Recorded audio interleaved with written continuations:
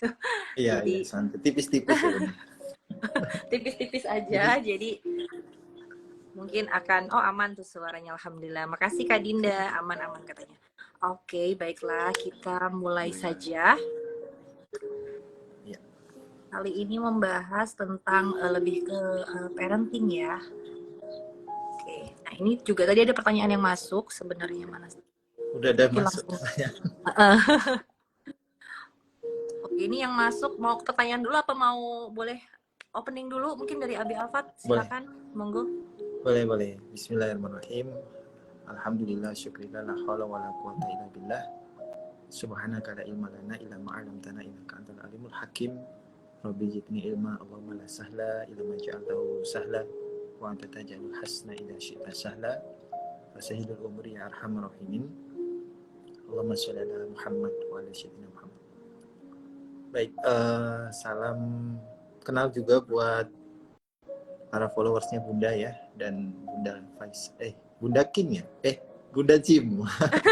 Bunda, bacanya King Faisal Jim, Bunda Jim Iya. ya, salam kenal kepada followersnya, dan juga kita juga baru kenal ya Bun ya, beberapa kali ngobrol.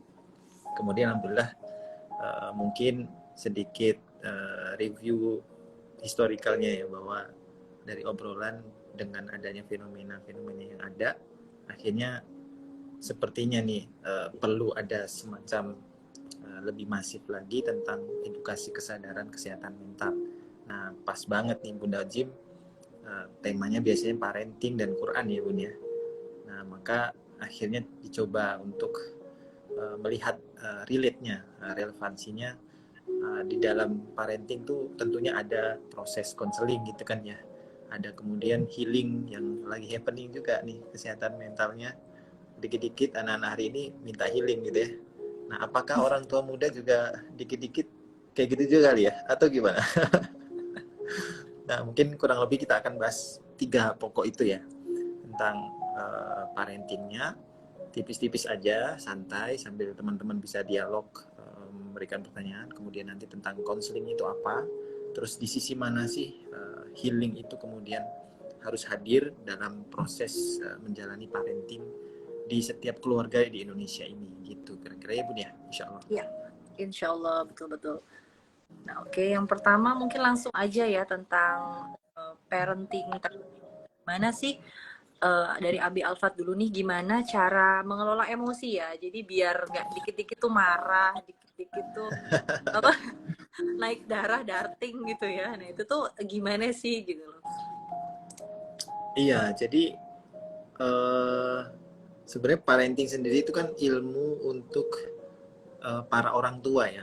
Jadi jangan sampai kita memahami parenting tuh untuk anak-anaknya, bukan, tapi sebenarnya parenting tuh ilmu untuk mendidik orang tuanya agar menjadi orang tua yang baik dan benar, agar menjadi orang tua yang beradab gitu ya. Orang tua yang diinginkan oleh Allah dan Al-Qur'an, sebagaimana mereka menjalankan fungsinya sesuai fitrahnya nih, gitu kan Bun. Karena hari ini nih fenomena banyak sekali, nggak cuman orang tua juga sih, tapi juga anak-anak muda yang lupa nih tentang fitrahnya. Akhirnya terjadilah penyimpangan-penyimpangan, baik itu tentang relasi, kemudian tentang peran, fungsi, dan kalau di dunia parenting ya berarti nanti ada tentang hak dan kewajiban sebagai seorang ayah dan ibu. Itu mungkin karena fitrah itu belum menghujam ke dalam hati kita, sehingga kita sebagai orang tua yang harus mendapatkan pendidikan parenting tuh akhirnya kurang bisa menunaikannya, sehingga kemudian akan berakibat pada ketimpangan yang dampaknya itu kepada anak-anak gitu. Nah, kalau kalau kita kenal nanti ada namanya luka pengasuhan kayak gitu ya. Akhirnya nanti ada namanya hutang pengasuhan. Nah, itu kalau kita nggak serius memperhatikan, itu kadang terjadi secara nggak sadar tuh Bun. Kita seolah-olah merasa sudah baik ya, sudah benar gitu, tapi ternyata kalau kita kembali lagi belajar ya, mendidik diri kita, ternyata ada yang perlu diperbaiki loh. Bahkan mungkin setiap hari selalu ada yang harus diperbaiki gitu. Nah, kurang lebih begitu sih Bun ya. Mungkin bisa sambil tektokan kalau gimana Oke, menurut Bunda. oke. Oke, nah jadi gimana sih cara mengelola emosi ya? Kalau dari Oh ya, mulai sih. pengalaman dari bunda ya, gimana sih biar nggak dikit-dikit tuh darah gitu ya, atau pengen teriak gitu. Jadi memang yang pertama kitanya itu tahu akan apa sih dampaknya kalau kita marah gitu ya, itu ada dampaknya. Kemudian juga yang kedua, dalam Al-Quran pun kita harus diminta itu lemah lembut. Nah, jadi apa ya, kalau kita membaca Al-Quran itu bersama dengan artinya, itu tuh pasti kita nyentuh banget ke hati, dan pasti ke anak kita juga jadi apa ya, kita tuh jadi teringat, oh iya nih di Al-Quran juga kita diminta untuk berlemah lembut gitu kan. Apalagi contoh-contoh seperti dari Rasulullah juga ya, seperti itu juga lemah lembut sama anaknya. Jadi supaya kita juga apa ya, sadar akan hal itu. Nah itu yang utama sih kalau menurut gue, udah dialami ya. Mengajarkan gym kan juga anak seumur itu nggak gampang ya, umurnya masih waktu itu 2 tahun ya, dari 2 tahun sampai terakhir itu sama bunda 6 tahun ya, 6 tahun gitu. Dan kita juga harus tahu cara mengelolanya. Nah mengelolanya tuh gimana sih gitu. Yang pertama pasti istighfar ya. Nah itu pun tidak hanya untuk kitanya nih. Jadi kadang kalau misalnya lagi apa sama Jim gitu ya, mungkin Jim suka ada salahnya ya. Kadang kan kita pengennya orang tua kan kemarin udah bisa gitu kan, kenapa sekarang harus salah gitu kan? Nggak, kan ada ya kayak gitu tuh, itu tuh pasti ada lah, manusiawi gitu seperti itu. Kemarin kan udah bisa gitu, kenapa sekarang salah gitu. Nah itu juga kan sudah emosi ya, udah marah gitu. Nah itu timbul, makanya istighfar. Jadi istighfar itu aku kalau aku pribadi ajak dua-duanya. Jadi bunda sama Jimnya juga untuk beristighfar ya, minta maaf kepada Allah. Kemudian juga dari posisi duduk, nah itu juga benar ya. Mungkin kan apa sih klise ya, klasik gitu Kak. Tapi kemarin dokter Aisyah Dahlan pun membahas itu. Jadi kalau kita udah mulai marah nih, mau muncak gitu ya, itu kita mulai dari berdiri itu duduk. Dari duduk itu duduk di kursi, kalau bisa duduknya lebih rendah lagi. Jadi duduknya di apa? Lesehan lah ya gitu di bawah. Yeah. Kalau masih emosi juga tiduran, rebahan gitu. Jadi itu kan Rasulullah juga menyarankan seperti itu ya, dan itu benar gitu. Itu perlu dilakukan. Kemudian itu nggak hanya untuk anak ya, untuk suami juga nih, misal atau suami ke istri, istri ke suami juga itu bisa dilakukan. Jadi memang tarik nafas, inhale, exhale gitu ya. Inhale, exhale gitu juga. Menurut Bunda sih itu. Dan kemudian tidak hanya apa, anak mungkin ya, kayak ke pasangan pun sama sih. Kalau kita tahu apa ya, spesialisnya laki-laki tuh apa gitu loh, kelemahannya mereka tuh apa, nah insya Allah kita lebih bisa menata emosi sih. Oh iya ini emang laki-laki tuh emang gini gitu, jadi kita lebih mudah menerima aja gitu. Nah itu tadi Bun yang saya sebutkan, relate dengan apa yang dinamakan kita mengenal fitrah ya. Fitrah kita sebagai seorang laki-laki, atau kemudian statusnya sebagai seorang suami, dan kemudian sebagai seorang ayah. Kalau kita masing-masing mengenal fitrahnya nih, insya Allah mengelola emosi itu jauh lebih mudah gitu ya. Ya, kemudian nanti tahapannya ada sabar dengan istighfar ya kan. Kemudian nanti ada penerimaan tentang stresornya Bun. Jangan lupa itu stresor itu kan bentuk apa ya, pemicu atau peristiwa apapun yang dihadirkan oleh Allah kepada kehidupan kita, baik itu mungkin di jalan atau bahkan tingkah anak-anak kita, itu bagian dari stresor yang bisa memicu emosi kita muncul. Emosi itu kan nggak cuma sekedar marah Ibu ya, emosi bahagia itu juga emosi. Betul. Ya, sedih juga rasa emosi, cinta, sedih dan lain sebagainya. Nah inilah yang kemudian akhirnya kita menyadari kalau dalam ilmu psikologi itu ada namanya perceived stressor, adalah seseorang yang menghadapi atau merespon dari stresor itu sendiri. Nah disinilah nanti ada pengaruh yang namanya ilmu Bun. Nah termasuk Bunda tadi bilang tentang memahami bagaimana Rasulullah, bagaimana Quran, itu bagian dari ilmu. Betul. Tanpa itu kemungkinan besar kita akan keliru merespon emosi yang hadir ya, yang dihadirkan oleh Allah ke dalam diri kita. Nah kurang lebih sih begitu kali ya, mengelola emosi, hubungannya dengan parenting dan fitrah laki-laki dan perempuan. Oke, baik. Mau apa kita jawab pertanyaan lagi aja kali ya? Boleh. Ya ini ya, Alfat boleh ya. Ilmu apa saja yang harus dipunya nih? Kayaknya belum menikah nih kakaknya. Untuk pernikahan dan tangga katanya. Oke, ilmu apa saja ya? Pertama, sering kalau di dalam menikah itu kadang-kadang orang bilang tuh tahapannya gimana gitu. Oh, berarti ta'aruf dulu gitu kan ya. Yeah. Sebenarnya ta'aruf itu betul, tapi jangan sampai melompat nih teman-teman nih. Kadang-kadang banyak dari kita itu ta'aruf kemudian kepada calonnya dulu, langsung nyari calon sibuk gitu kan. Ternyata yang paling awal justru adalah ta'aruf pada diri kita sendiri dulu. Kita mengenal diri dulu nih, bagaimana kondisi kita, kejiwaan kita, kemudian bagaimana tentang kesiapan finansial maupun mental kita. Itu kita taruh pada diri kita dulu. Apakah kita masih punya luka pengasuhan atau kita masih punya hutang emosi dengan orang tua kita. Itu harus kita rilis dulu, kita beresin diri kita dulu. Kenapa? Karena kalau ini tidak dibereskan, minimal ada proses healingnya, itu nanti akan berakibat, ada akibatnya dalam bahtera rumah tangga. Sehingga kemungkinan besar akan terjadi miskomunikasi, kemudian terjadi pertengkaran, hanya hal-hal yang menjadi tadi ya disebutkan stresornya itu berhubungan dengan luka pengasuhan yang belum selesai. Dan akhirnya fenomena banyak perceraian itu juga salah satu akibatnya karena seperti itu. Dia pada awalnya menikah hanya modalnya semangat tanpa dia mengetahui tahapan-tahapan yang lebih bijaksana gitu. Kalau mengenal pasangan memang harus ya, kita harus mengenal dia. Ya, kita harus Rasulullah juga kan menyampaikan yang menikah itu ukurannya ada 4 ya, tungkahul mar'ah arba gitu kan.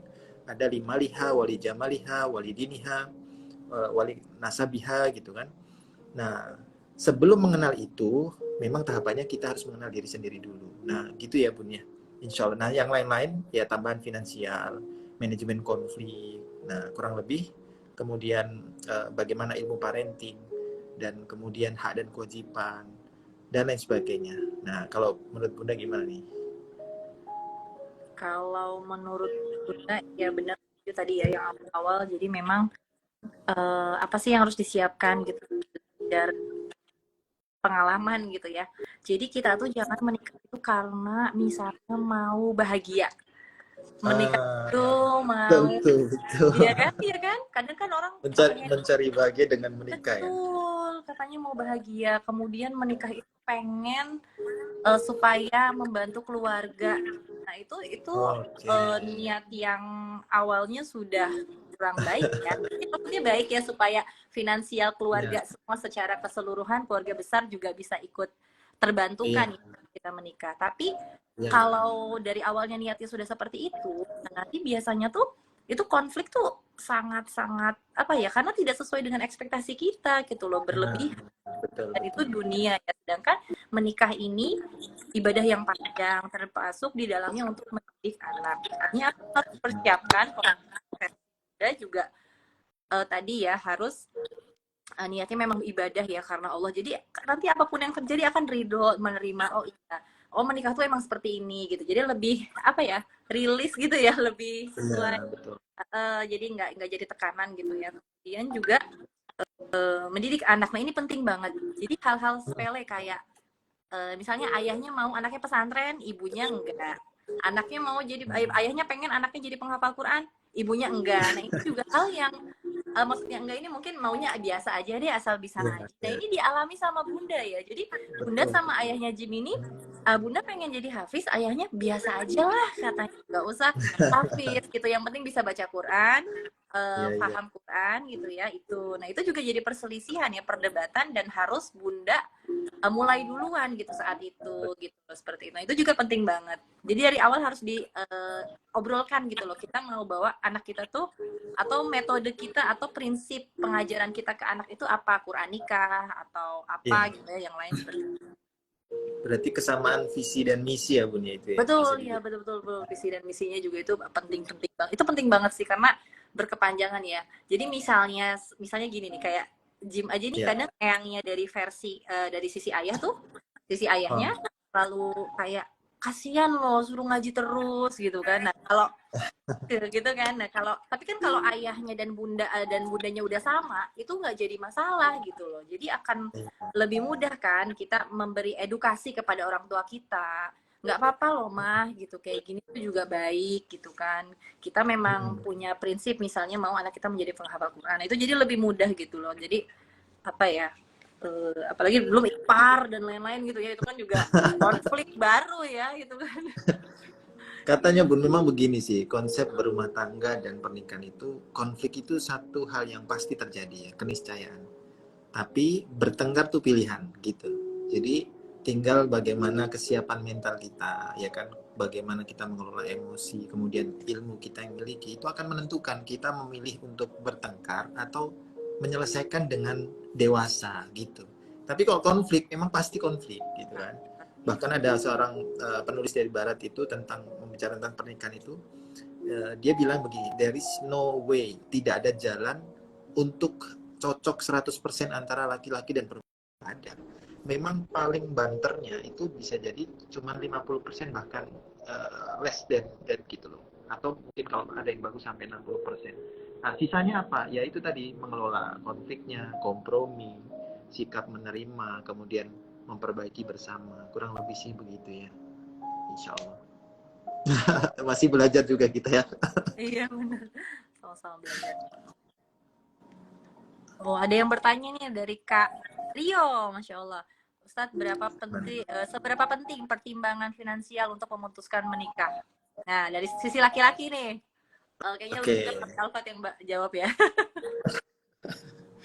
Oke, seberapa penting? Sebenarnya begini, kalau kita mau mengikuti aturan syariat, maka kita memang perlu menyiapkan finansial itu. Artinya gini, syariat itu dikonstruk ya, dibuat dengan aturan fikih yang ketat ya. Ada 4 mazhab itu, memang mengatur untuk kemudian agar pernikahan itu bisa berjalan dengan stabil gitu. Tapi kalau secara hakikat, maka kita akan bisa mencontoh bagaimana Rasulullah menikahkan anaknya dengan Ali. Itu paling ideal dalam konsep ihsani ya. Kan kita, cara pandang kita itu kan ada yang istilahnya berislam, beriman, kemudian berihsan gitu kan. Nah, kalau cara pandang Islam ini kita minimum mengikuti syariat itu. Nah, maka kita bahas dulu tentang syariatnya dulu, bagaimana keadilan syariat itu menunjukkan pada kita. Jadi minimal memang kita bisa memberikan mahar yang cukup ya, yang bisa memberikan kehormatan dan kewibawaan kepada seorang calon kita. Nah itu paling enggak. Terus kemudian yang berikutnya sebagaimana hadis Rasul kan, bahwa rayakan pernikahan walimatul urs itu minimal adalah dengan menyembelih seekor kambing gitu ya. Maka sebenarnya itu bagian dari isyarat bahwa pernikahan itu sebenarnya dimudahkan sekali, bahkan untuk laki-laki yang punya tanggung jawab harta. Itu tidak harus kaya dulu, tidak harus nanti harus membuat satu resepsi yang wah dulu, enggak. Yang penting adalah bagaimana pernikahan itu bisa ditunaikan dengan penuh tanggung jawab, dengan terhormat sesuai dengan kaidah syariat. Kemudian disiarkan, itu yang paling penting lagi, disiarkan karena agar tidak tercipta fitnah gitu kan. Nah, kemudian berikutnya adalah cukup dengan istilahnya kalau Rasul bilang kemampuan ba'ah. Ba'ah itu para ulama mendefinisikan, ada yang berpendapat kemampuan untuk memberikan nafkah batin, atau bisa dibilang, mohon maaf, misalkan hubungan suami istri. Minimal dia sudah mampu itu. Kalau belum mampu berarti belum boleh nikah. Misalkan belum dewasa kan, belum mampu seperti itu kan, berarti dia nggak boleh nikah. Jadi kemampuan ba'ah minimum nafkah batin. Nah, kalau nafkah lahirnya apa ya? Minimal dia bisa memberikan makan, kemudian pakaian, dan kemudian rumah yang layak untuk ditempati tinggal bersama. Dan tapi nggak harus yang mewah dan lain sebagainya gitu ya. Yang pasti syariat memberikan kemudahan tapi tidak bermudah-mudah ya, tidak kemudian gampangin gitu, nggak. Yang penting tanggung jawabnya. Seperti itu sih Bun, kurang lebihnya, biar lebih ngena ya bahasanya. Nanti kalau disebutin fikihnya masing-masing panjang lagi, kita ngobrol tipis-tipis saja. Gitu kurang lebih ya teman-teman ya. Oke. Semoga Kak Rio terjawab. Tapi boleh nambahin dikit gak sih kalau dari versi perempuan? Boleh dong, boleh dong. Iya ya, Kalau harus. dari versi perempuan ya mungkin kebanyakan ya, bukan kebanyakan sih ya. Gimana ya bilangnya nih, Ya. takut ada yang baper gitu ya. Maksudnya gini, menurut Bunda Jim juga penting banget kayak kita mengenal si perempuan ini. Maksudnya gitu. Kadang ada perempuan yang mau bener-bener bareng-bareng, ada yang kalimat gitu loh, Bi. Itu yang jadi banyak perceraian juga gitu loh. Tapi oke, nggak apa-apa kok, aku nerima kamu gitu ya, apa adanya gitu. Tapi setelah dijalani ternyata mungkin kok seperti ini gitu ya. Nah itu jadi konflik baru yang berlebih gitu ya. Nah itu menjadikan perceraian itu menurut Bunda harus diyakinkan dulu nih, harus tahu oh kita tuh Betul. pendapatannya segini. Kemudian juga Iya, kita iya, iya. kita harus tahu nih perempuan kalau laki-laki ini penghasilannya sekian gitu kan. Terus akan Nah, dengan penghasilan segini tuh perempuan nerima nggak gitu kan? Ya iya tapi nanti enggak gitu. Nah itu hal-hal yang saat ini ya menurut Bunda ini tuh sangat krusial sih sekarang-sekarang ini gitu. benar, Kemudian benar, benar. kebutuhan si perempuan gitu ya. Nanti Benar. setelah menikah tuh kan pasti ada istilahnya ya tadi ya baju gitu kan. Terus kita ngomongin zaman now ya gitu kan skincare gitu. Terus, Oh, eh, eh, skincare juga. iya kan itu kan hal yang apa? Tidak semua perempuan mau menerima apa adanya gitu. Nah itu juga harus menurut Bunda harus kesepakatan di awal gitu. Hmm. Seperti kita kan kalau melihat perempuan ya atau menyukai perempuan kan terlihat oh dari penampilan sepertinya kalau misalnya dia pakai skincare oh skincarenya berapa sih, nah menurut aku harus kayak apa survei dulu Memprediksi ya. kali ya ya Oh, iya, oke. karena khawatirnya gitu loh jadi masalah gitu di kemudian hari sih gitu itu Benar, benar. Bunda penting kecuali memang benar-benar aku nerima ya lillahi ta'ala, nah itu is oke sih nggak masalah karena yang paling penting bertanggung jawab sih karena kalau istilahnya dia tidak bertanggung jawab gitu ya, nah itu lebih apa ya Ya, menyeramkan.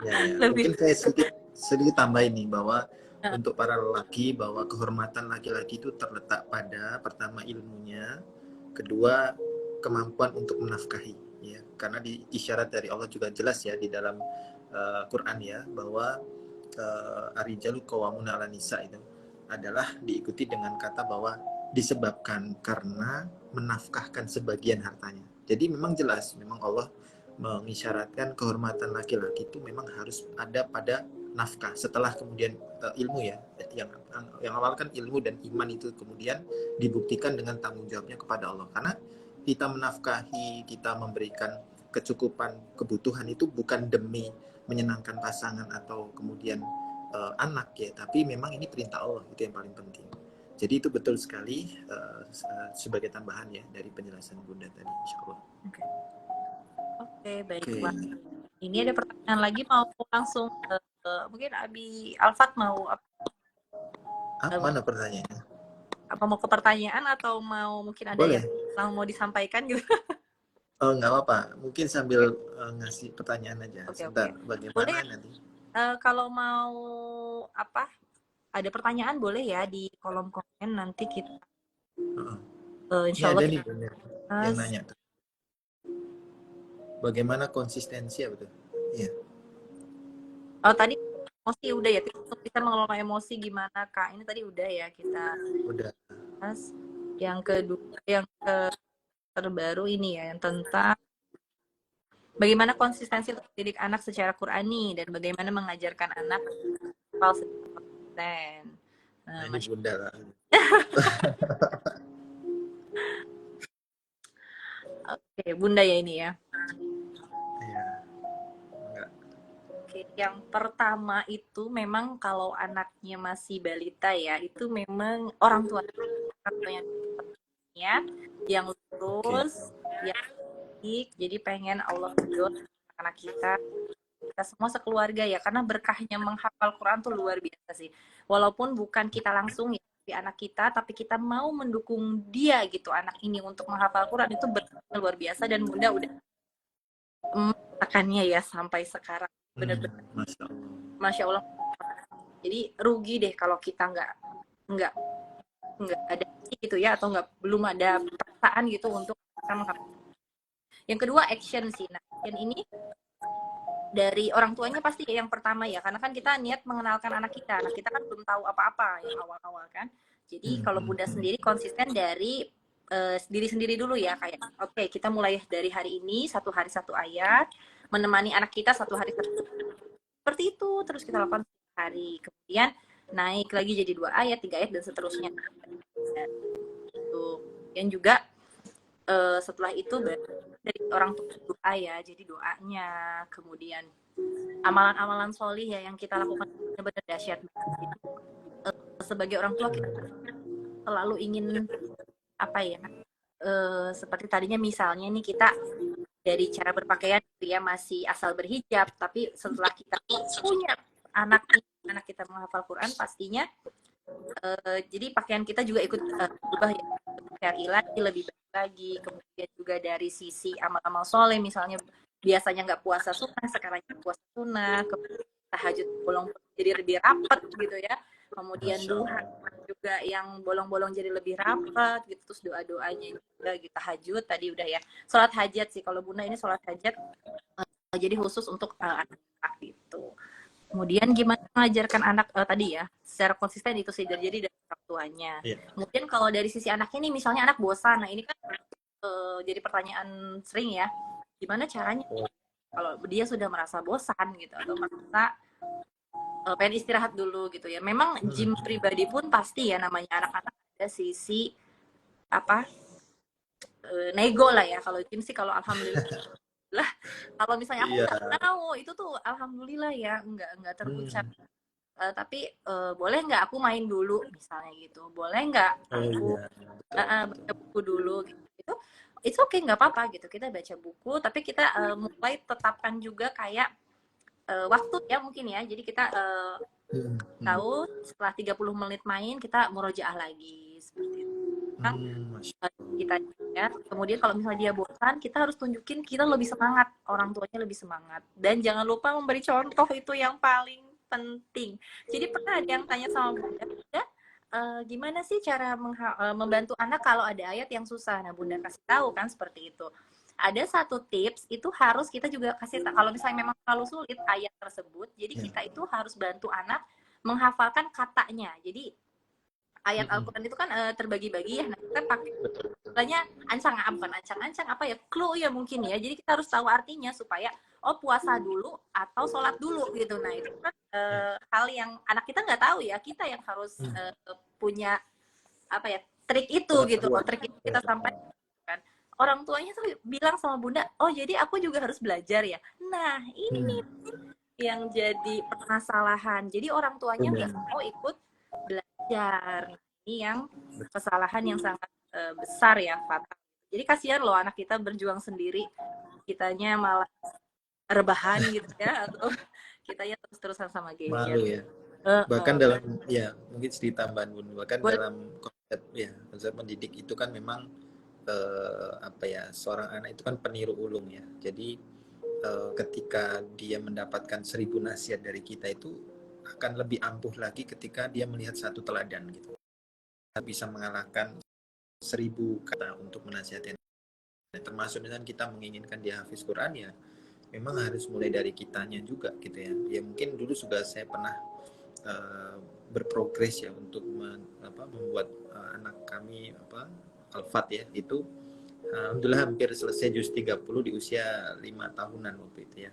Kemudian terus berprogres tapi memang dinamika ya. Jadi itu bagian dari ujian orang dewasa aja ya kan, itu diuji dengan kemudian istiqomahnya untuk murojaah ini. Apalagi anak-anak yang emosinya itu benar-benar harus dijaga oleh orang tua. Makanya orang tua harus tenang. Orang tua harus kemudian memberikan keteladanan emosi yang baik, yang tenang, kemudian yang bahagia, yang membuat anak-anak itu melihat betapa berinteraksi bersama Quran itu menyenangkan dan membahagiakan. Jangan sampai dia ngaji itu karena tekanan kita, itu yang paling penting. Jadi menumbuhkan rasa cinta, rasa gembira untuk belajar atau memahami atau bahkan menghafalkan Al-Quran, itu yang paling penting. Jadi kalau misalkan nanti targetnya ternyata nggak tercapai, misalkan nih contoh di usia 5 tahun inginnya juz 30 selesai, atau bahkan ada yang sudah 5 juz gitu ya. Kalau tercapai, alhamdulillah bagus. Karena apa? Karena spek anak di usia-usia 0 sampai 7 itu kan memang masih jernih dan sangat mudah untuk menghafal. Bahkan Al-Fat itu pun pernah saya waktu itu menggoreng telur ya. Jadi menghafalkan surat ini Iqra bismi rabbikal ladzi khalaq gitu. Anak-anak ya. Jadi Al-Alaq itu menghafal itu dari saya mulai goreng telur sama tempe, kan ada berapa gitu ya. Itu sambil saya ajarin secara verbal, jadi ya kan anak-anak belum bisa baca ya. Iya. Jadi dia itu mendengar apa yang saya ucapkan, dia mengulang. Dan itu ketika saya selesai goreng, selesai pula hafalan dia. Jadi mungkin kurang lebih dia menghafal dalam waktu 10 menit, 15 menit. Dan itu saya juga terkaget-kaget ya. Oh setajam ini ya, Masya Allah, daya ingatnya anak-anak gitu.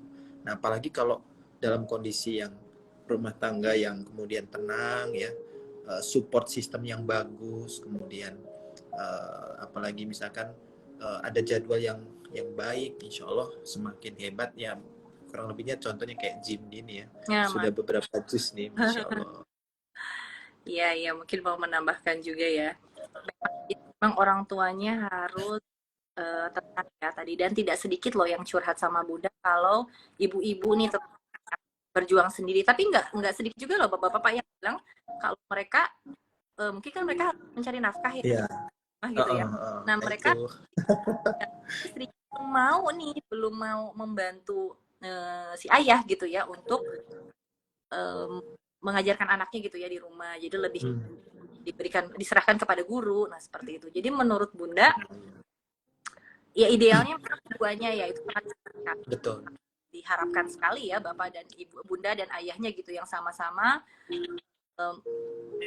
ya, mendidik anaknya dengan Quran gitu ya, mengajarkan dengan Quran dua-duanya. Tapi terkadang faktanya gitu ya tidak semua seperti itu gitu ya. Ada yang sendiri gitu ya, yang tertatih sendiri gitu ya. Itu apa bukan halangan sih, hambatan ya kalau masalah. Jadi kita nggak usah menunggu nunggu ayahnya sihil apa sadar deh tobat gitu ya baru kita memulai gitu kan. Nah itu karena apa, karena menurut ayah Irwan juga ya kemarin tuh bilang tumbuh kembang anak kita itu seperti argo taksi, jadi terus kita stop dulu kembangnya, usianya stop dulu nih, kita pause gitu ya, kita pause bisa ya. Kita menyadarkan bapaknya dulu atau bapaknya menyadarkan ibunya dulu. Nah itu tuh nggak bisa gitu loh. Jadi kita harus terus gitu loh, yang siapapun gitu. Terus juga ya dalam rumah tangga makanya nggak perlu siapa duluan gitu loh. Nah ini jadi siapa dulu aja gitu, nggak masalah siapa dulu itu bisa insya Allah. Seperti Bunda ya, pengalaman Bunda kan memang Bunda duluan ya, dan sambil berdoa sama Allah, ya Allah saat itu ya bantu gitu supaya diriku pun dapat support system. Itu sempat terjalin ya beberapa lama. Nah itu juga memang, tapi benar gitu, doa itu benar-benar akan Allah bantu gitu ya kita. Itu jadi memang tadi nggak masalah gitu. Nah Bun, sedikit saya masuk ke tema kita juga ya. Boleh. Nah itu yang dinamakan dengan healing Bun. Jadi healing itu dalam proses diri kita sendiri itu ada semacam self healing juga gitu. Ketika misalkan kita menghadapi satu cobaan yang tidak kita harapkan, ya semua cobaan kayaknya tidak kita harapkan ya kan, datangnya tidak terduga kadang-kadang gitu ya. Dan itulah Allah memperjalankan itu, memang ada hikmahnya. Salah satu yang paling penting adalah membuat kita lebih kuat dan lebih bergantung lagi sama Allah gitu kan. Nah itu husnudon kepada Allah itu adalah pintu healing, self healing yang paling utama tuh. Sehingga kemudian jiwa kita, kemudian kalau dari sisi sains itu ya hormon-hormon kita itu nanti akan terpicu hormon-hormon yang positif yang kemudian membuat kita lebih bahagia ya. Hormonnya mungkin kalau nggak salah hormon apa Bun, saya agak lupa nih hormonnya ini. Itu Bu Aisyah Dahlan pernah sampaikan ya, serotonin dan lain sebagainya, hormon kebahagiaan lah ya. Tapi kalau kita dengan adanya ujian itu terus kemudian overthinking, itu bukan self healing lagi, itu udah kemudian jadi toxic ya, toxic positivity, atau istilahnya gini, kita menganggap bahwa kita bersikap merespon ujian itu dengan kehendak kita tanpa ada husnudzon kepada Allah, itu baik itu hanya menurut kita aja, belum tentu menurut Allah gitu. Nah itu namanya toxic positivity, itu istilahnya salah satunya ya, ada banyak ragamnya. Nah maka agar mengetahui mana yang benar sesuai dengan Allah memang harus berilmu. Jadi husnudzon itu harus didampingi dengan ilmu. Karena kalau nggak didampingi dengan ilmu nanti goyah Bun. Lama-lama nanti bisa, misalkan durasi ujiannya kita kan nggak tahu. Mungkin kalau cepet enak gitu ya. Tapi kalau ini kok lama ya gitu. Bahkan para sahabat aja sampai bilang mata nasrullah, itu kan saking mereka itu menunggu. Level keimanan sahabat juga diuji seperti itu. Kemudian Allah sampaikan bala ala nasrullahin qarib ya kan, pertolongan Allah itu dekat. Nah keyakinan kepada Allah itulah harus ditumbuhkan melalui ilmu. Nah, makanya bagi kita semua lah ya, saya juga dan sebagainya, memang harus mengupgrade ilmu yang berkaitan dengan healing, counseling dalam dunia keluarga dan parenting untuk kebaikan anak-anak kita, yang kita harapkan pengen jadi generasi pembebas Baitul Maqdis, insya Allah Ibu ya. Ya, Allahumma. Uh, Ya, jadi pun ya tambahkan lagi, ini nyambung terus nih jadinya. iya, gak apa-apa ngobrol. Cuma belum pernah disampaikan mungkin ya secara langsung. Jadi benar nulis-nulis sih sebenarnya kayak di story-story. Jadi memang apa, tanpa Al-Quran gitu ya seperti Ustadz Bahtiar Nasir pernah bilang gitu ya. Jadi percuma nih kalau misalnya kita sekolah kita nih kayak kemana apapun gitu. Tapi kalau hatinya atau yang utama ya hati ya untuk Quran gitu loh. Belajar keluar maksudnya bukan sambil syiar Islam ataupun Quran, itu percuma gitu loh, sia gitu. Dan tadi ya tentang Baitul Maqdis juga, itu kalau tidak ada hatinya Al-Aqsa itu bahaya sih. Jadi apa ya, jadi kalau kita tahu ilmunya jadi semua terasa mudah gitu loh. Betul. Kita Betul.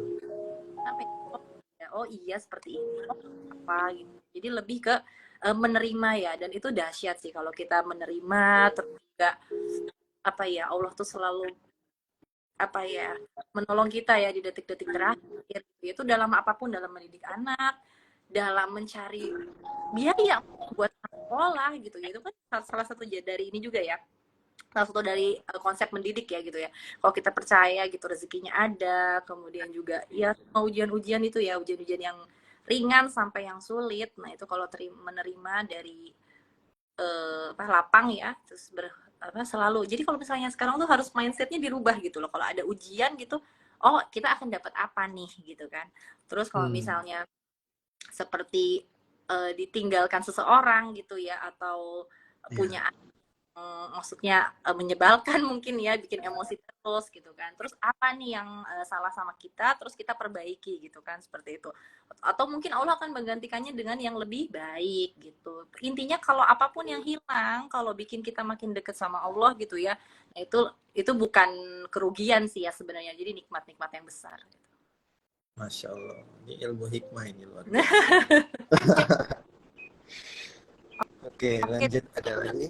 Ya teman-teman boleh sambil tanya-tanya, boleh banget ya, boleh di ini follow apa di ketik Iya. ya pertanyaannya apa, dan kemudian mungkin mau ini info buat Apa tuh? groundingnya ya, Gapko Indonesia mungkin boleh diinfo-infokan. Oh iya, iya, betul. Jadi teman-teman, alhamdulillah kami diperjalankan oleh Allah tentunya. Karena saya sendiri pun dulunya nggak kepikiran di dunia ini gitu ya. Ternyata Allah perjalankan beberapa sahabat konseling kepada saya dan kawan-kawan. Kemudian alhamdulillah mereka merasakan manfaatnya, dan kalau dihitung mungkin dari board of counselor kami ada 4 ya. Sementara ini mungkin nanti kalau bertambah juga, termasuk Bunda nih, jangan-jangan bisa join nih, jangan-jangan ya. Nah itu Seperti yang ya. sudah ya sudah ratusan ya yang menerima manfaatnya. Itu baik tentang konseling quarter life crisis ya, tentang anak muda, kemudian tentang parenting yang banyak ini, kemudian tentang relasi ini juga banyak Bun, karena kasus perceraian ini naik. Jadi dulu 10 tahun yang lalu saya ikut pranikah bersama Ustadz Bahtiar juga.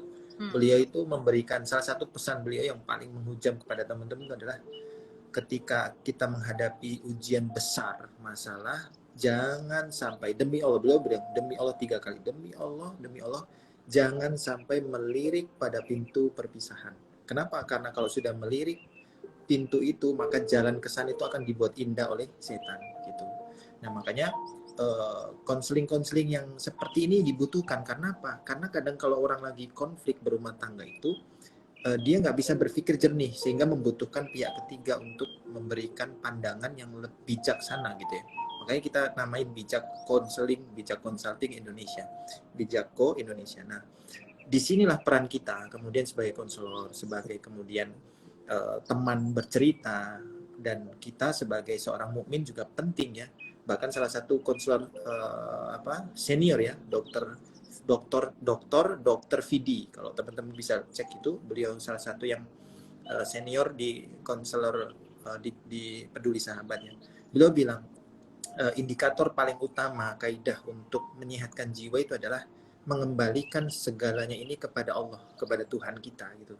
Sehingga kemudian kita bisa memahami Allah itu maha baik.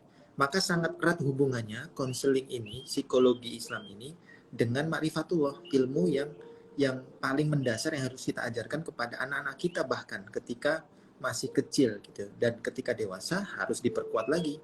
Nah, bahasa lainnya adalah tentang akidah dan akhlak. Maka ketika di dalam rumah tangga itu terjadi konflik dan bertengkar, itu bisa dipastikan akidahnya lemah. Dia sedang teruji di situ. Makanya peran konselor itu penting. Nah, nyatanya di luar sana banyak yang keliru konseling ke, mohon maaf, misalkan teman ya kan yang tidak memiliki skill konseling gitu kan, akhirnya malah dikomporin tuh kan, bener kata gua, kenapa sih lu nikah sama dia, misalnya gitu contoh.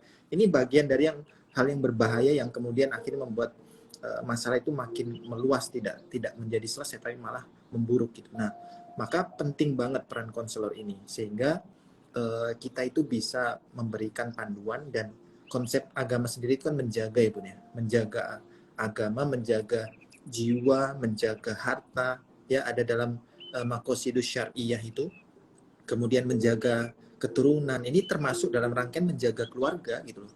Jadi syariat kita itu dituntun untuk menjaga keluarga ketika keluarga itu sedang bermasalah. Jangan sampai bermudah-mudah atas nama self love ya kan, malah jadi selfish gitu kan. Yang penting kan saya nyaman, ternyata ketika dia nyaman, dia tidak memenuhi haknya anaknya, dia tidak memenuhi haknya suaminya misalkan. Sehingga kemudian pertengkaran atau perselisihan itu, konflik itu menjadi semakin luas. Atau naudzubillah malah melibatkan orang lain, curhat di luar, atau bahkan curhat dengan lawan jenis, ini kan naudzubillah gitu. Curhat dengan orang tuanya atau mertua kita, sehingga kasusnya semakin melebar. Nah, ini yang membuat akhirnya salah satu penyebab perceraian terbesar itu selain ekonomi tadi yang nomor satu, itu adalah pertengkaran yang tidak selesai. Nah, itu juga kawan-kawan dari lawyers juga sering sharing bersama kami itu. Wah, ternyata hari ini tuh banyak banget berkerudung tapi antri menggugat di pengadilan agama gitu. Dan kasusnya mungkin pasti beda-beda ya, tapi aku lihat semoga kita menjadi bagian yang terus berusaha menjadi mengokohkan keluarga-keluarga kita dan keluarga-keluarga Indonesia atau secara umum ya, atau kawan-kawan kita yang sedang curhat, kalau kita mau memberikan masukan, berikan yang mengokohkan, jangan sampai menjadi kompor ya kan. Nanti ada kena hadisnya Rasul tuh Bun, ada namanya tahbib ya, golongan yang secara sengaja maupun tidak sengaja membuat seorang istri atau suami berpaling dari pasangan sahnya, sehingga kemudian terjadi perceraian. Ini dosa besar, salah satu dosa besar. Nah, begitu pun kurang lebihnya. Oke, baik-baik. Nah, jadi memang mungkin teman-teman juga bimbingan konseling ini hal yang tabu mungkin ya. Mungkin jadi ceritain orang, bukankah kita harus menutup aib. Jadi memang ada fase ya, mungkin dimana apalagi kalau kita sadar, oh ini udah ke arah depresi gitu ya, ini udah ke arah bahaya nih, terpikir apa udahin aja ya, apa ngajak anak ya. Nah ini hal-hal yang sebenarnya berproses. Jadi sampai ada ya, bila ya fenomena bunuh diri juga banyak banget, itu tidak mendadak, itu pasti berproses. Nah hanya yang sadar dirinya, ada yang sadar lingkungannya gitu loh kan, seperti itu. Jadi kalau teman-teman ya mungkin di sini sudah merasa berat sekali gitu ya, tuh nggak tahu harus gimana, bingung gitu, buntu lah ya, karena kan mungkin syaiton lebih dominan ya di saat seperti ini gitu loh. Nah makanya dibutuhkanlah orang ketiga, dalam artian untuk orang ketiga bukan konselor. Orang ketiga yang ini ya, konselor main orang konselor yang profesional ya, konselor yang profesional. Harapannya itu tadi ya, menguatkan, mengokohkan hati teman-teman juga, terus juga berpikirnya jadi lebih jernih, kemudian juga sekiranya masih bisa diperbaiki harus diperbaiki gitu ya, sekiranya masih diobrolkan harus diobrolkan, jadi nggak boleh setengah-setengah gitu, seperti itu. Teman-teman bisa kontak ya di Bijakko Indonesia, insya Allah kami ada board of counselor, dari background syariah ada, dari background terapi tasawuf ada, dari background hipno ada, dari psikolog ada psikologi Islam juga ada, insya Allah lengkap.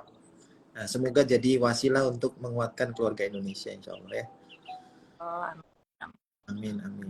Oke, ada tambahan lagi kah, Abi Alfat? Kita mulai lagi. Ada pertanyaan lagi ya? Lebih ini sih tadi ada sebentar ya. Oke, sambil Bunda nyari pertanyaan ya, saya tambahkan dikit ya, Yuk. bahwa teman-teman juga jangan sampai kepedean self-diagnosis ya. Jadi misalkan kayak sekarang kan banyak akun-akun juga yang bertebaran tentang mental health issue. Terus kemudian, kok sama dengan gua nih gitu kan. Akhirnya dia self-diagnosis tuh. Nah, khawatirnya itu nanti keliru. Karena apa? Karena yang bisa memberikan diagnosis yang lebih tepat kadarnya itu sebenarnya adalah seorang ahli. Sebagaimana apa? Sebagaimana misalnya Cristiano Ronaldo nih. Ronaldo itu kan sudah ahli banget dalam main bola kan, tapi tetap aja dia butuh pelatih dalam sebuah tim. Itu makanya ketika menyelesaikan masalah, khususnya misalnya dalam bidang bola itu, dia masih butuh pelatih untuk melihat apa yang harus diimprove, apa yang harus diperbaiki. Nah, sama dengan kita juga.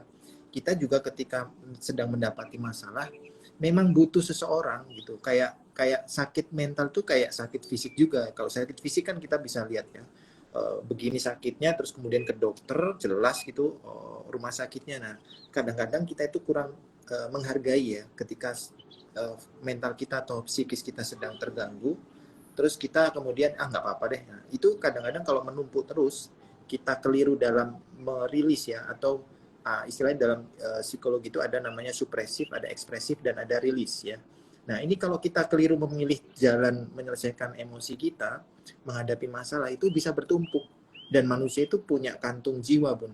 Kantung jiwa ini kalau dia tidak di backup dengan ilmu, kemudian kita rilis emosinya, dia bisa pecah.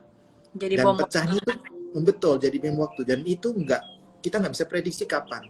Yang tadinya misalkan contoh ya, rumah tangga selama berapa tahun ayem, bahkan 10 tahun lebih dan sebagainya, tiba-tiba sekali ada masalah pemicu langsung meledak dan berakhir bercerai. Nah, itu karena ada tumpukan yang tidak diselesaikan. Dia lebih memilih memendam dan kemudian menumpuk ya, padahal nggak begitu caranya. Harus ada proses ekspresi atau menyalurkan, kemudian dalam bentuk yang lebih produktif sehingga jiwa kita bisa healing. Nah, itu penting teman-teman. Makanya mohon diperhatikan ya teman-teman, jangan sampai self diagnosis hanya karena bertebaran akun mental health di sosmed gitu, kemudian gaya-gayanya kita gini nih, kayaknya gini nih gitu. Jangan ya, coba langsung ngobrol sama yang lebih mengetahui, yang lebih pakar, insya Allah gitu. Oke, baik. Ini kalau pertanyaannya hafalan sini. Oh iya, nggak apa-apa kan, memang jamaahnya Bunda Jim. Jamaah ini. Monggo, monggo, silakan. Ini tadi mana ya? Gimana memulai mengajarkan anak menghafal di usia 3 tahun? Nah, kalau di usia 3 tahun tadi ya, mungkin singkat-singkat aja ya, biar pertanyaan yang baru jawab. Jadi Ya. yang pertama, balita tadi ya orang tuanya, kemudian juga kalau tekniknya itu mungkin di mix ya, tadi kayaknya ada yang nanya juga tentang, jadi tekniknya bisa teknik terbaik ya sejauh ini untuk menghafal Quran itu ya talaki ya, seperti yang ya. Juga yang terkecoh dengan metode ini bagus kan di orang tua A gitu ya, orang tua A bilang ya, jadi enggak, jadi kita harus lihat anak kita, jadi harus sesuai dengan anak kita, jadi nggak bisa mengikuti metode orang lain gitu, seperti itu. Dan Jim ini, pengalaman Jim itu tadi kaki ayat awalnya dari surah terpendek yang termudah dulu aja, nggak mesti dari Anas, jadi bebas dari mana aja sesuka anaknya ya. Kemudian yang kedua pakai waktu itu apa ya, audio ya, diputarkan murotal atau orang tuanya yang baca Quran. Jadi satu tuh soal itu Bunda Kim tuh karena sering baca denger gitu ya, ikut itu tuh hafal dan cepat. Jadi setelah apa ya, memang kedapetan gitu loh, udah sampai ke surah Al-Mulk ini lebih mudah gitu. Jadi tinggal kayak apa ya, ngebenerin gitu ya, sedikit-sedikit merevisi sedikit-sedikit gitu ya. Jadi bisa lebih hafal audio ini. Nah, itu juga buat anak yang misalnya nggak mau diem, pastikan anak nggak mau diem, Bun, bergerak terus gitu ya. Kalau lihat kecil sebenarnya sama, cuma nggak Bunda videoin aja gitu ya, seperti itu. sebenarnya sama, apa, lari ke sana, lari ke sini, serodotan, guling-guling gitu ya, sambil pegang mainan gitu. Tapi apa-apa, apa mulutnya tuh tetap ngaji gitu, tetap Iya. murojaah, pegang mainan mobil gitu ya, tapi mulutnya tetap ngaji. Kayak gitu. Kemudian apalagi? Teman-teman kalau ada pertanyaan boleh ya. Ini kayaknya seru ya. Apa aja boleh deh pokoknya. Nggak Ada tuh mesti. Bun, pertanyaan tuh. Cuna Hena Kerawang tuh. Heeh. Gimana Bun cara kita bicara dengan suami supaya mereka mau ngerti agar tidak mencontohkan apa nih yang tidak bermanfaat untuk anak seperti main HP di depan anak. Kadang suka kesel udah dibilangin sampai berkali-kali. Gimana tuh? Pertanyaan untuk Bunda tuh. Oh, Bunda ya, harusnya bapak-bapak nih. Gimana Pak Oh, supaya teredukasi gitu ya? Nah gimana? Mungkin dari siapa, Bunda dulu aja kali ya. Kalau dari versi enggak perempuan, apa-apa. ibu-ibu ya, mungkin Versi perempuan. pengalaman-pengalaman yang terjadi ya. Lebih ke diobrolin sih ya, Ya, obrolin bro. dengan bahasa-bahasa yang lemah lembut ya, apalagi kalau pulang kerja mungkin udah capek kalau kita teriak-teriak gitu ya, terus apalagi kalau kata dokter Aisyah Dahlan tuh, laki-laki itu bicaranya satu hari itu cuma sekitar 9.000 ya, 9.000 Ya. kata gitu ya, 7.000 sampai 9.000. Perempuan itu berapa? 20.000 sampai 24.000. Jadi Wah, kalau dia udah 3 kali lipat ya. gitu ya, ya apa, 2 kali 3 kalinya kan hampir ya. Jadi Iya, kalau iya. kamu udah seharian di luar sampai sore, itu pasti obrolannya udah habis di sana gitu. Makanya kalau responnya mungkin, ya, enggak, oke, gitu. Nah itu memang seperti itu gitu. Jadi kita nggak usah emosi. Nah makanya tadi apa ilmu ya. Kalau kita tahu ilmunya makin, oh iya mungkin dia capek. Mungkin besok pagi lagi kita bisa obrolin. Nah jadi perlu waktu ya, timing yang tepat juga nih untuk apa mengajak ayah ya untuk sama-sama sama kita lah mendidik anak sesuai dengan yang kebaikan-kebaikan tadi, nggak usah gadget gitu ya segala macam. Kedua memang kesepakatan sih ya, jadi memang harus tadi diobrolin sampai sepakat, kemudian juga kita bisa apa ya edukasi si ayah nih, jadi apa sih kalau apa ke apa ya dampaknya gitu loh kalau sampai seperti ini gitu ya, jadi harus tahu karena mungkin tidak tahu bisa jadi gitu kan, tidak Hmm, bisa hmm. tidak tahu gitu si ayah ini. Kemudian juga eh, kalau Bunda sih udah ngobrol, misalnya udah ngobrol masih seperti itu, udah minta tolong juga masih seperti itu, udah tahu dampaknya juga masih seperti itu, apa berdoa Bun, udah nggak ada lagi. Doa. Minta sama Betul. Allah kan yang punya hati ya, suami kita ya, anak gitu semua Allah ya. Memang minta sama yang Iya. menciptakan, minta sama yang apa memberikan atau menjodohkan kita dengan beliau ya seperti itu. Jadi minta sama Allah, berdoa ya Allah lembutkan gitu ya pasangan kita gitu supaya mau sama-sama mendidik anak. Coba dari versi bapak-bapak gimana supaya sekali kasih tahu langsung oke gitu, nah gimana coba Bi? Baik, baik. Jadi kalau versi bapak-bapak sebenarnya bapak-bapak tuh seneng kalau istrinya itu cerewet gitu ya. Maksudnya ngingetin gitu seneng. Cuman memang kadang-kadang ada yang sengaja Bun, biarinlah biar cerewet terus gitu kan. Ya. Oh Jadi gitu. berarti Ibu-ibu ada yang sengaja loh. Jadi tapi itu maksudnya untuk godain dan nggak yang terusan gitu ya. oke. Karena berarti sebenarnya kalau kayak gitu kan berarti si laki-laki atau si ayah ini udah paham ya sebenarnya bahwa ini tuh perlu dirubah gitu. Nah, cuman kadang-kadang kalau dia pada posisi moodnya yang baik ya, dia pengen godain istrinya gitu. Atau kalau moodnya bad mood ya, maka Hmm. dia akan semakin kesal gitu ketika pemilihan kata diksinya nggak tepat atau ketika kebutuhan si suami belum dipenuhi nih Bun. Kadang-kadang kan juga dokter Aisyah Danu begitu ya kalau mau memberikan nasihat, dan ini ada isyaratnya nih, kisah sahabat ya mungkin sudah masyhur ya, bahwa Ya. ada seorang sahabat kalau nggak salah Tolha itu, kemudian ketika anaknya meninggal ya, beliau ketika pulang ke rumah istrinya itu menyiapkan diri, kemudian anaknya juga dalam kondisi tidur yang nyenyak padahal sudah meninggal, tapi dia bilang sudah istirahat dengan tenang. Nah ini kan definisi yang bijaksana tentunya untuk menyampaikan kepada suaminya dan dipenuhi dulu semua keinginan suaminya secara biologis maupun secara batin gitu ya, sehingga kemudian maupun ininya juga makanan juga secara fisiknya juga, sehingga ketika semua sudah terpenuhi maka nasihat itu akan semakin masuk gitu. Nah jadi polanya seperti itu, diulang terus nggak apa-apa karena memang itu jihadnya di situ kan, tadi dibilang kan sudah berkali-kali dikasih tahu gitu ya nggak apa-apa. Ini contohnya seperti ini ya. Imam Syafi'i itu ada satu murid beliau yang ketika beliau ngajar di satu forum atau kajian itu ada muridnya yang selalu nggak bisa, sampai diulang terus, bahkan sampai dipanggil secara pribadi ke rumahnya itu diulang lagi, diajarkan lagi, sampai dihitung tuh kalau nggak salah sekitar 40 kali baru si murid itu paham, Bun. Bahkan sampai ada kata-kata bijak dari Imam Syafi'i itu bilang begini, seandainya ilmu itu seperti nasi, aku akan suapkan itu dan masukkan ke mulutmu langsung. Jadi biar langsung masuk gitu loh. Karena kan ilmu itu kan bukan nasi ya. Artinya kalau kita jelasin ya, kita cuma menyampaikan hidayah itu dari Allah gitu. Nah, jadi maksudnya gitu, sampai kata-kata bijak itu timbul atau muncul dari mulut Imam Syafi'i. Betapa beliau kasih sayangnya untuk berulang kali mendidik muridnya. Ini murid yang nggak ada hubungan darah. Nah, atau kemudian nggak ada hubungan perjanjian yang agung. Nah, ini pasangan kita itu kita ambil dengan perjanjian agung. Maka berulang kali kita justru harus dengan kasih sayang yang berlipat ganda gitu. Jangan sampai gagal memahami pasangan karena takdir Allah ya, melihat ketika berulang kali belum berubah, kemudian posisi pasangan yang harusnya kita cintai, kita jadikan statusnya jadi musuh kita. Nah, itu yang senang nanti iblis gitu. Ya kan? Kita sakit hati karena sikap pasangan. Ya kan? Yang sikap itu diizinkan oleh Allah terjadi. Sehingga kemudian kita kalau gagal memahami ujian Allah, kita akan merubah status pasangan itu menjadi musuh kita. Nah, itu bahaya. Itulah tujuan iblis.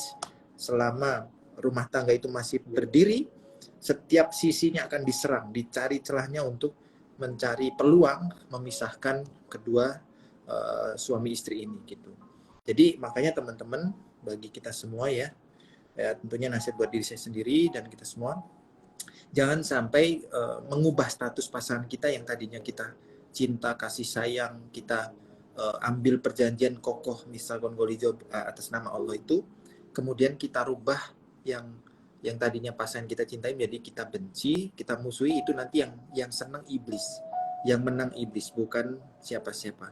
Kita rugi, pasangan kita rugi, ya kan, kedua orang tua kita, mertua kita rugi, apalagi anak-anak ini pasti korban. Nah, dan yang penting lagi, Allah benci itu kalau berhubungan sama kerusakan-kerusakan, apalagi keluarga, ya kan. Diisyaratkan dalam hadis kan, Bun ya, dosa apa ya, yang paling diakui, diapresiasi oleh iblis dari prestasi setan-setan yang bertebaran di bumi itu bukan dosa pembunuhan, bukan dosa pemakaian narkoba, bukan, atau bukan dosa korupsi, bukan, tapi dosa ketika seorang iblis atau setan berhasil memisahkan suami dan istrinya, kemudian bercerai. Nah, ini prestasi tertinggi. Maka kita harus berjihad nih melawan prestasi iblis itu dengan kuatkan keluarga Indonesia melalui konseling, ya kan, melalui healing dan melalui ilmu-ilmu yang paling fundamental, parenting, agar hak kewajiban sebagai ayah, sebagai suami kita bisa tunaikan dengan baik, termasuk sebagai seorang istri dan sebagai seorang ibu juga. Gitu, Bun, kurang lebihnya. Masya Allah, pertanyaan makin banyak nih, Bun. Kita udah 1 jam nih. Makin malam malah makin yang bertanya ya. Mungkin anak-anaknya udah pada tidur ya. Jadi Iya. santai. Lanjut, kita masih lanjut. Boleh, boleh, Bang. Boleh. Ini udah tenggelam ya, bentar. Yang atas-atas ada. Ini ada nih, Kak, gimana caranya? Bentar, bentar. Mana ya? Oh, ada ya. Membuat kurikulum pendidikan anak agar bisa seperti Kakak Faisal Jim. Tadi udah jelasin ya, udah dijelaskan. Nanti mungkin bisa kurikulum belum ya kalau. Oh, belum ya kurikulum. Tadi agenda ya, jadwal ya. Oke, mangga. Kalau Bunda ini lebih ke apa ya? Awalnya memang karena bukan basicnya pendidik juga ya, pendidikan ya. Jadi memang benar-benar mengalir begitu saja gitu sama ini gitu ya. Dari ya, mulai.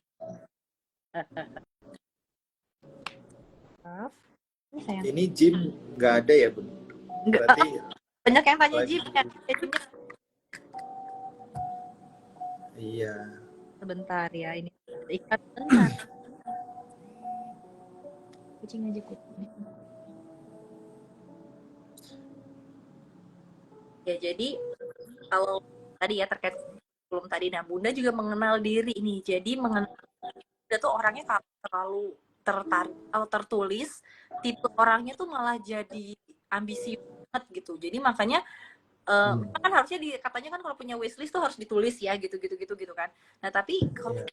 mengenal diri sendiri yang emosian gitu loh jadinya. Jadi makanya eh, mengalir saja, jadi per hari aja. Ini mau belajar atau per minggu, jadi kurikulumnya pendek, jadi per minggu atau per hari. Kadang kan ada tuh yang buat selama 1 semester ya, kalau lihat ibu-ibu yang lain, homeschooling yang lain gitu ya, lebih Masya Allah lagi. Tapi kalau ibu gym ini, jadi yang penting tadi malah konsisten istiqomahnya ini sih yang utama kalau dari Bunda. Seperti gym sekarang ya.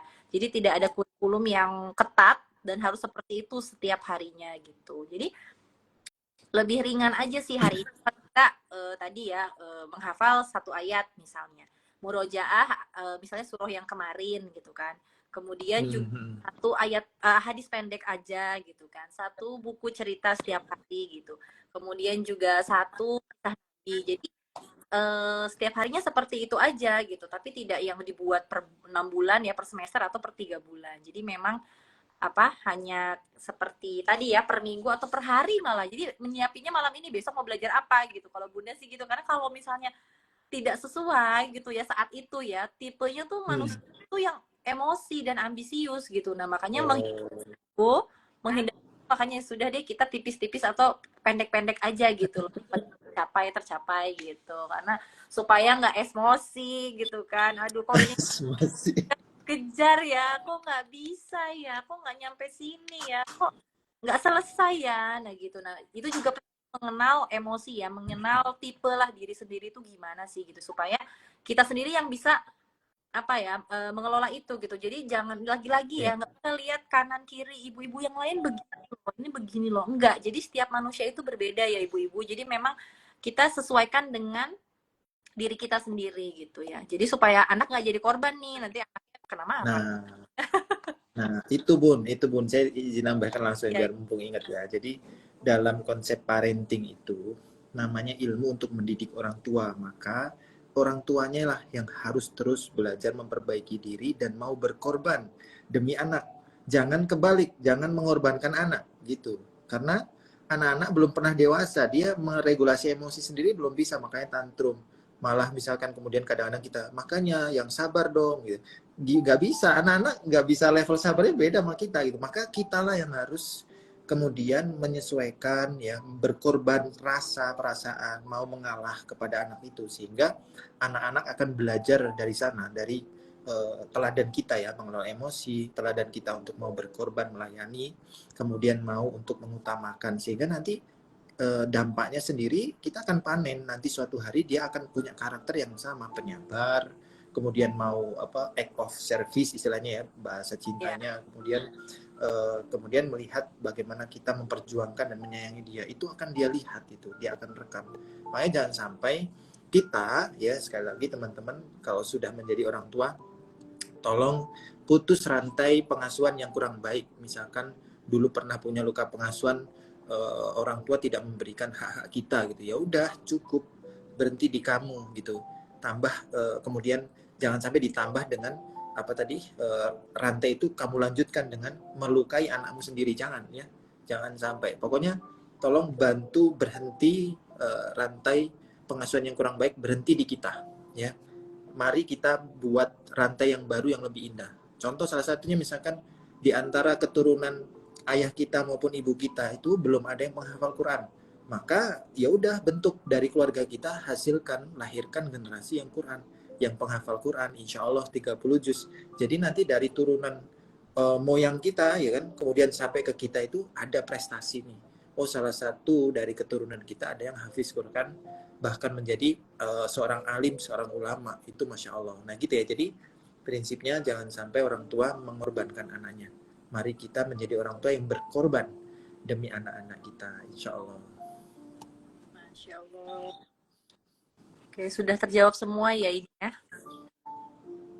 Ya, alhamdulillah. Iya, ya. Ya, mungkin nanti next ya bikin mungkin live lagi ya, mungkin lebih Oh iya, oke oke, baik, insya ini Allah.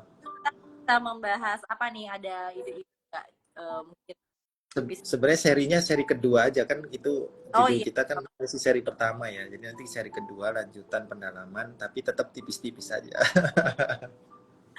Tipis-tipis, insya Allah bermanfaat ya. pertanyaan Paling lain. penasaran Oh, nih Bun, bagaimana ini loh. Kan kadang kita punya karakter tuh ambisius nih. Gimana cara nurunin karakter ambisius itu Bun? apa? Oh, Apalagi mungkin anak pertama gitu, kadang-kadang egonya tinggi, iya betul. punya ambisi besar ya kan, kalau nggak kecapai terus kemudian patah kecewa, kalau dia nggak berhasil meregulasi ekspektasi itu kan dia jadinya mungkin berkepanjangan kecewanya, akhirnya kalau berhubungan sama seseorang bisa menjadi dendam. Nah itu gimana menurut Bunda, gimana? Itu bundanya atau anaknya ya? Maaf nih tadi.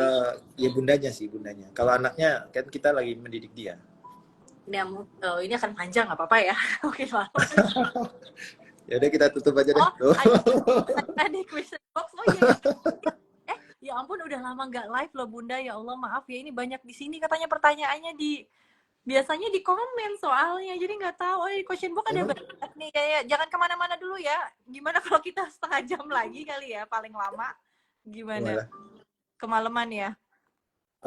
Oke lanjut dulu, mungkin dijawab dulu yang tadi. Apa sih dulu ya? Oke, Mas. Gini aja, Oh, pertanyaan tadi. yang belum terjawab kita jawab di next live Oh, ya. oke, oke, oke. Jadi Berarti screenshot dulu sebagai penutup, oh iya benar-benar screenshot dulu boleh. ya. Sebentar, sebentar. Aduh, udah lama banget dan Bunda nggak biasa jadi host kali ya. Jadi nggak tahu ada Iya, kolom ini. Heeh, ya Allah, maaf ya, maaf. Insya Allah next ini ya, apa next apa live ya, nanti live lagi Insya Allah live mungkin minggu depan dari kali ya. kedua. Atau beberapa hari kemarin ya, weekend kali ya, satu lagi. Ya. Jangan Oke. lupa nanti ikut ini workshop healing insya Allah. Nah ya, Kita adakan di Jakarta insya Allah. nah amin amin, benar-benar dekat jadi. Kira gimana sih cara menurunkan apa ya, views ya, atau kayaknya tadinya anak pertama gitu ya, apa Gimana? diberi ya gitu ya, dimudahkan. Tapi jujur ini kalau dari awal sebelum apa ya istilahnya masih sekolah gitu ya, gitu ya, masih sekolah sampai apa ya kuliah mungkin ya kan selalu difasilitasi gitu ya, semuanya ada gitu. Jadi kadang pengen aplikasi gitu, saat itu memang mungkin di apa ya, mungkin kan jaya lah istilahnya, orang tua kan ada masa jaya katanya kan, sama masa tidak ya apa sudah tidak jaya lagi gitu. Nah, jadi masa-masa jaya, jadi semua diberikan, semua dikasih. Sebenarnya ini hal yang anak pertama juga ya, terus merasa bisa, semua dilakukan sendiri gitu kan, senangnya belajar. Jadi kadang dulu tuh kalau belajar tuh belum diajarin, malamnya udah belajar. Jadi sudah belajar duluan gitu, biar besok di sekolah tuh aku bisa dan lebih bisa dari yang lain gitu. Nah itu tuh ada hal-hal itu gitu ya, saking apa ambisinya ya, seperti itulah ya kurang lebih gitu. Nah terus gimana sih pasti saat-saat fase-fase itu tuh ada hal, oh nggak sesuai kenyataan gitu ya, dari satu titik gitu ya, oh ternyata maunya dimengerti terus. Nah saat-saat itunya itulah di situ ada benturan yang akhirnya bisa itulah menurunkan sedikit demi sedikit ya, walaupun tadi ya saat mengajarkan gym juga masih ada condong perasaan itu ya, perasaan ambisius gitu ya, aduh jangan gini deh nanti emosi nih gue gitu kan itu juga ada gitu. Jadi memang tadilah terbentur sampai satu titik. Nah kita Jadi terbentuk. tadi selanjutnya Jadi terbentuk ya. ya, Ya nanti di live selanjutnya. ya terbentuk juga akhirnya ya gitu, lebih mudah aja sih mengelola. Oh iya ya, nggak selalu seperti yang aku inginkan loh, kadang juga Ya. ada hal yang apa ya Allah tetapkan sih. Nah itu sih berpindah ke hanya Allah tuh yaitu satu titik terendahnya. Jadi maksudnya oh iya ya gitu, tidak ada, maksudnya nggak ada orang lain yang membantu kita gitu loh selain Allah gitu loh, dan diri kita sendiri gitu. Masya Allah. Kemudian yang kedua juga tadi betul, jadi jangan sampai anak kita jadi korban ya dari ambisius kita itu, dari orang tua yang seperti itu gitu. Jadi ya itu tadi ya, mengelola emosinya apa, sebenarnya emang harus apa ya, ada benturan dulu sih kalau misalnya kita hanya dinasehat. nggak akan kan dulu pun seperti itu.